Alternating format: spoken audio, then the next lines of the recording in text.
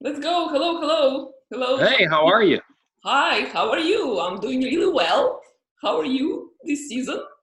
This season is going very fast. Oh, Lots of predictions coming out for 2020. Lots of things on the writing list that I have to do. Presentation that I'm working on for the Middle East. So things are going pretty quick. fantastic, fantastic. I was a fan of yours since some time ago when we first met, and I was following your blog. Okay, it's always very informative, very insightful. So, what I wanted to talk about today, because this will be series of what we call Saga Talks. Okay, I Okay. hope we're gonna get some interesting content to discuss. I hope we're gonna get topics that will draw people's interest.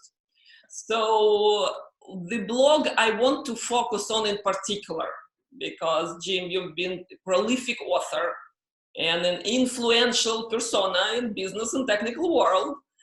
So for me, the greatest interest is when you pick up the trends and when you discuss them, to some extent, but always summarizing in your net, meaning that, hey, there are conclusions from, right, what I just discovered. Right. So what I wanted to talk to you about is how are you uncovering those trends first? Because Huh. it's a lot of, right, probably data sources, information that we're all kind of, right, reading and going through, but what is it that makes some of them important for you than others?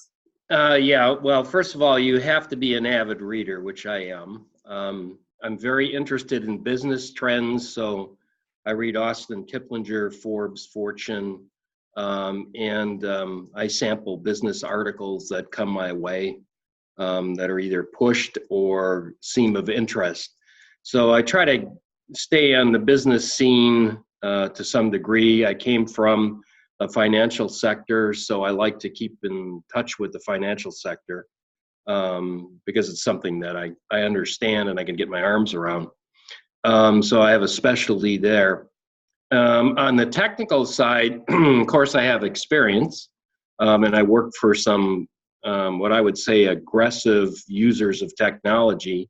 They were using AI 30 years ago, or more actually, and they're in production today with AI technology.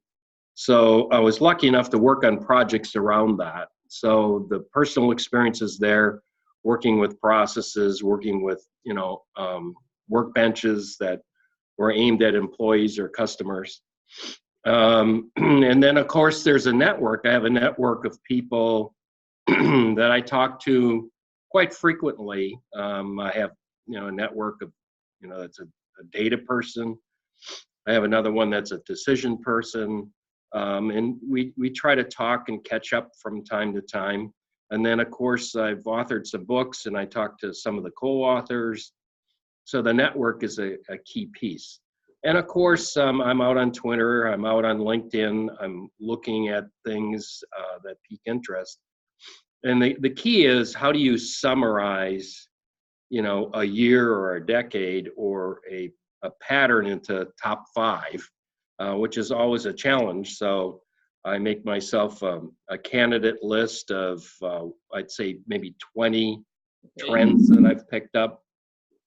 And I figure out which five are going to be hitting soon. In other words, of these 20, which five can be presented. So, I say it's the top five, but they're my top five. Obviously, other Exactly. people That's have. what makes them interesting because exactly you prioritize them. And if I may start on those, right, that you kind of highlighted for this year, right? So Mm-hmm. you talk about anticipation. Okay, that's fantastic because again, I'm reading business technology materials here and there, right? But this is such a great aggregation of many trends that I'm sure you use anticipation as umbrella, right? Can you please Yeah, expand? it Yeah, what is. do you mean by anticipation as a trend? Well, we used to be pretty successful as businesses, looking through the rear view mirror and maybe projecting the future a little bit, by looking at past behaviors. And, that's still a viable source.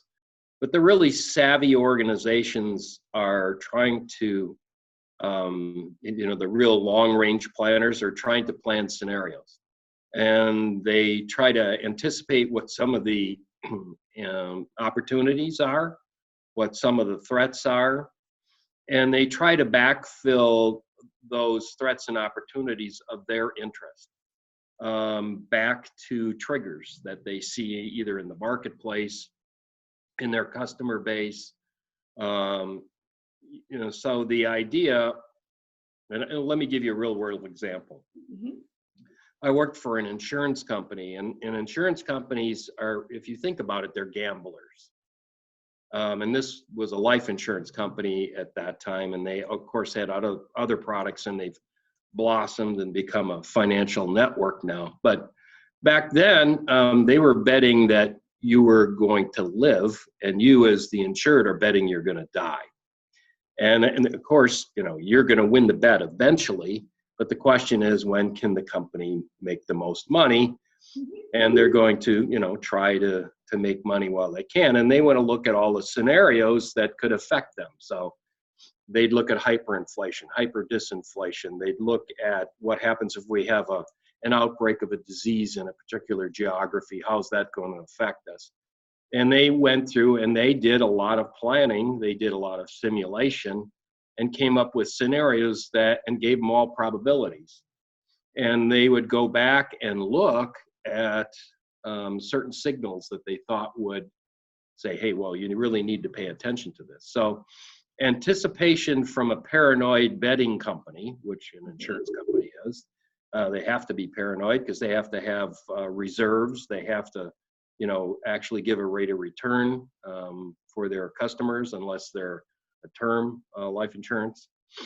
And so because of that, they were able to come up with about 120 different scenarios that they looked for. And they caused the programmers, and I was a programmer for that organization, to actually build code in to look for signals. And that's pretty rude and crude, but take a look at the kinds of algorithms that we have now besides, just simulation, Monte Carlo simulation. We have other kinds of algorithms. We have AI outposts that are on the edge that can see things happening early. By the time our programs picked up the signals, it was kind of late in today's world. The business world is in a lot of flux today, and business people want to be flexible. They want to turn on a dime if they have to. They want to be able to respond. So you're going to see more listening posts on the edge. If it happens to be, what's happening on, my mobile interactions with my customers, that's on the edge. If you're linked with an Industry 4.0 IoT environment, you're going to sense certain kinds of things that are happening on the edge. So we're seeing the analytics getting pushed out on the edge. We're seeing intelligence get pushed out on the edge. And we're seeing companies being much more proactive in some of their planning abilities. But there's always black swans.